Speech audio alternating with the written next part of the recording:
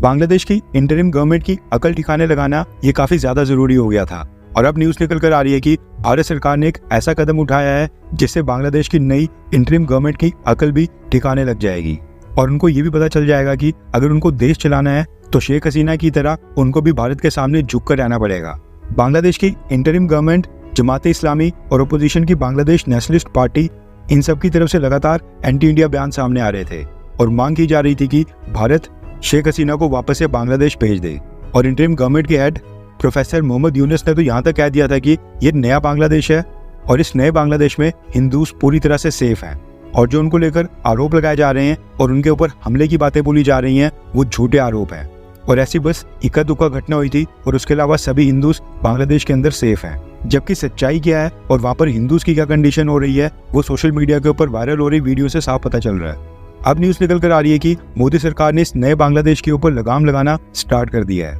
ये तो हमको पता है कि बांग्लादेश में बिजली की कमी है और अपनी कंजप्शन की 15 से 20% बिजली बांग्लादेश भारत से परचेज करता है। लेकिन एक और चीज है जिसके लिए बांग्लादेश भारत के ऊपर निर्भर है और वो है पेट्रोल और डीजल। दरअसल बांग्लादेश में इस समय एक ही क्रूड ऑयल की रिफाइनरी है जिसका नाम है चट्टोग्राम क्रूड ऑयल रिफाइनरी और ये भी ईस्ट पाकिस्तान के समय 1968 में बनाई गई थी। ये बांग्लादेश की अकेली ऑपरेशनल रिफाइनरी है। अब बांग्लादेश एक छोटा सा देश है, इसलिए क्रूड ऑयल रिफाइनरी के ऊपर पैसे खर्च करने की बजाय बांग्लादेश ने डायरेक्ट पेट्रोल या डीजल परचेज करना ज्यादा सही ऑप्शन समझा। इसलिए बांग्लादेश क्रूड ऑयल की जगह डायरेक्ट पेट्रोल या डीजल परचेज करता है और उसका मेजर पोर्शन भारत ही बांग्लादेश को सप्लाई करता है। पहले क्या था कि भारत से पेट्रोल और डीजल ऑयल टैंकर्स वाले ट्रक, ट्रेन्स या फिर ऑयल टैंकर शिप्स के माध्यम से बांग्लादेश जाया करते थे, जिसके कारण बांग्लादेश को इसके लिए काफी हाई ट्रांसपोर्टेशन कॉस्ट पे करनी पड़ती थी। अब क्योंकि ये थोड़ा महंगा पड़ता था और टाइम भी काफी वेस्ट होता था, इसलिए बांग्लादेश की सरकार की रिक्वेस्ट के ऊपर भारत और बांग्लादेश ने आपस में एक पाइपलाइन की शुरुआत की थी जिसका नाम था इंडिया बांग्लादेश फ्रेंडशिप पाइपलाइन। इसका उद्घाटन पिछले साल प्रधानमंत्री मोदी और शेख हसीना ने किया था। ये पाइपलाइन असम में सिलीगुड़ी से स्टार्ट होती है और बांग्लादेश के दिनाजपुर तक जाती है। इसकी टोटल लेंथ है 125 किलोमीटर, जिसमें से केवल 5 किलोमीटर भारत के अंदर आती है और बाकी की 120 किलोमीटर पाइपलाइन बांग्लादेश के अंदर है। अब भारत इतना दयालु है कि 120 किलोमीटर की पाइपलाइन जो बांग्लादेश के हिस्से में बनी है उसके लिए भी भारत सरकार ने बांग्लादेश की सरकार को लाइन ऑफ क्रेडिट के अंडर स्पेशल ग्रांट दी थी ताकि बांग्लादेश की सरकार को कोई बजट का इशू ना हो।